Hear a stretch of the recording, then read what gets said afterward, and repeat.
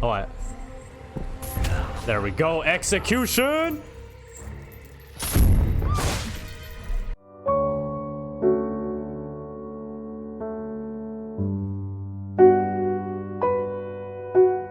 How's it going, everybody? I am the Redhead Gamer, and welcome to my Home Sweet Home Survive Prisoner Guide.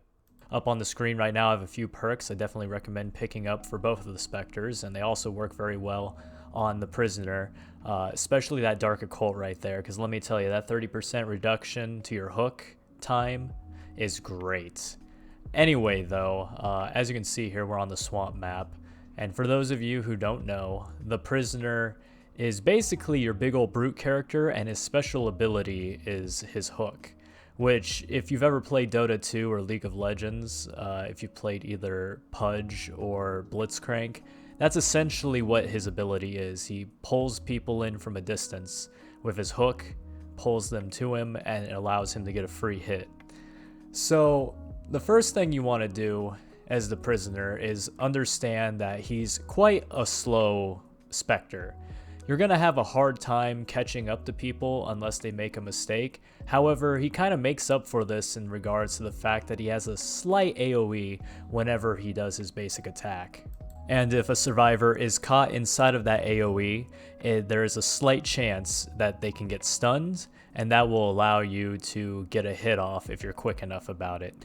The stun is very small. I believe it's about 2 quick seconds. So you gotta be very, very careful about how you use it, and you also just gotta make sure you get in there and use it effectively. As you can see in this game, we did have an AFK. No idea what happened here, but I'm basically just eliminating them here.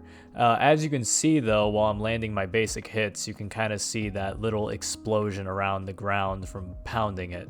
That's the AoE, and it also extends a little bit outside of that dust cloud, so if the survivor is a little bit outside of that and gets hit by it, don't worry, they'll get stunned, and that will hopefully allow you to go in there for the hit. Another good thing to do, regardless of which Spectre you're playing, is to essentially break all the doors and crawl spaces, so it's very hard for the survivors to run off. As you can see here, you don't have the teleport ability like the other Spectre does, so you want to make sure that you plan where you're going accordingly. We're also using our phase here to kind of close the distance real quick. Try to find somebody so we can spawn here. I've noticed that he's very good if he manages to catch people down long hallways or in very tight corridors, mostly because of his AoE and also his hook ability. So right now we're kind of chasing this Jane around, but it's not really the best idea, as obviously they had the sigil ready. But as you can see here, we actually got one hit off, and we also got a stun due to our AoE hit. So that was a good deal for us there, as they were all focused on that shrine over there, and that allowed us to get up and basically lay down the law. So whenever possible, you want to make sure that you can get up on groups of people if you can. As you can see here, I come around the corner and I miss the hit, but I do get a stun off, and that allows me to get a free hit off on the uncle here. And he's currently running, but he runs into the wall, and I'm unable to follow up with it, unfortunately, because I was pretty new here still. But we managed to do some good things here. So as you can see there, we just landed another hit.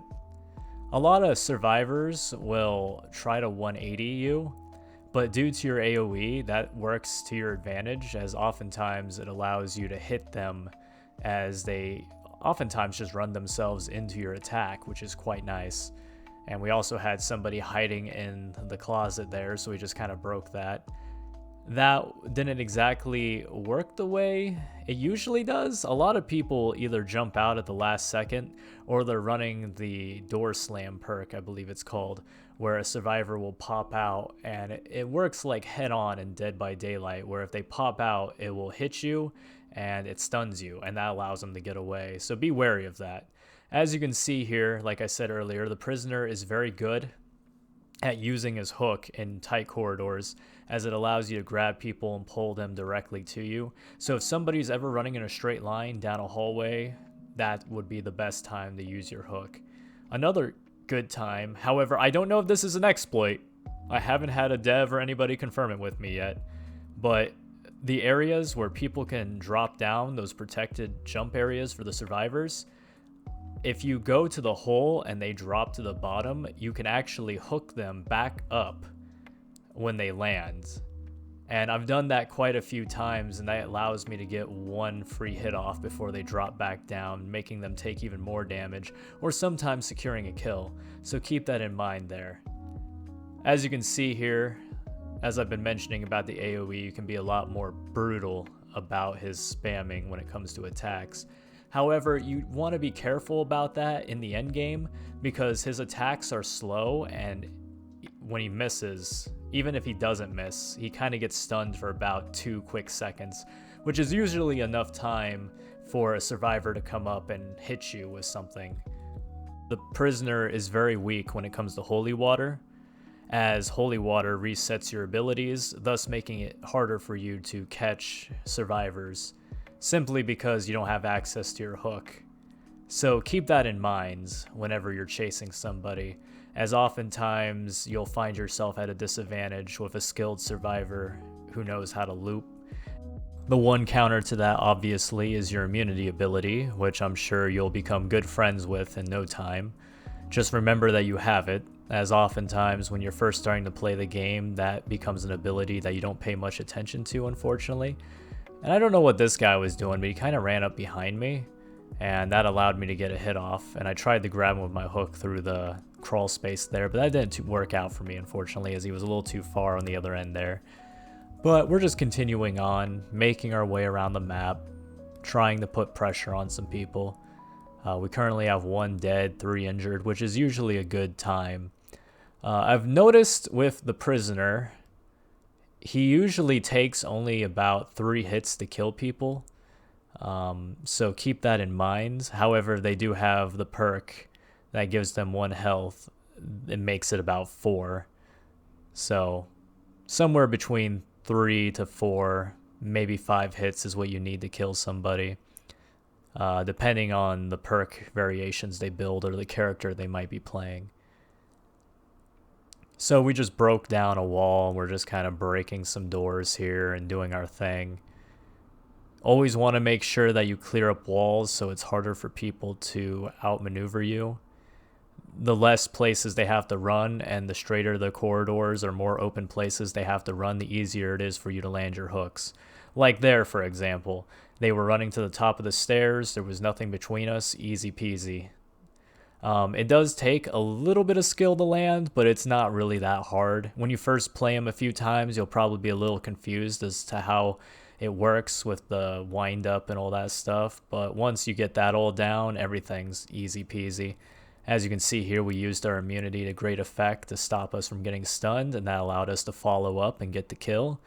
And then we have another person who came in trying to be brutal, but we still have our shield up, so life is all good in that regard. When you pop your immunity, it lasts for about 6 seconds, so keep that in mind whenever you have to use it. You'll often find that a lot of survivors won't engage you when you have it activated, so be sure to use it wisely. Once again, they're down a narrow corridor, easy peasy, nothing between us, allows us to grab them with the hook and bring them in. Good times. So we continue on, just minding our own business, no problem here. And I'm trying to figure out where exactly these people are. For those of you who are brand new, while you're in your phase mode here, keep in mind that you do give off a little bit of smoke and you do make sound as you move. So if you stand perfectly still around corners, it's usually the best way to do things, as that will allow you to jump scare the survivor and usually get a hit off on them. So as you can see there, we kind of spawned on the stairs, came down, got a hit, secured the execution, and called life all good there. I'm trying to think of anything else I might be missing at the moment. I'm kind of just talking over my gameplay here to kind of give you guys an insight into my mindset and also some of the basic tips and things I've learned while playing the prisoner. So if you have any questions, feel free to ask down below. I'll definitely try to answer them the best of my ability.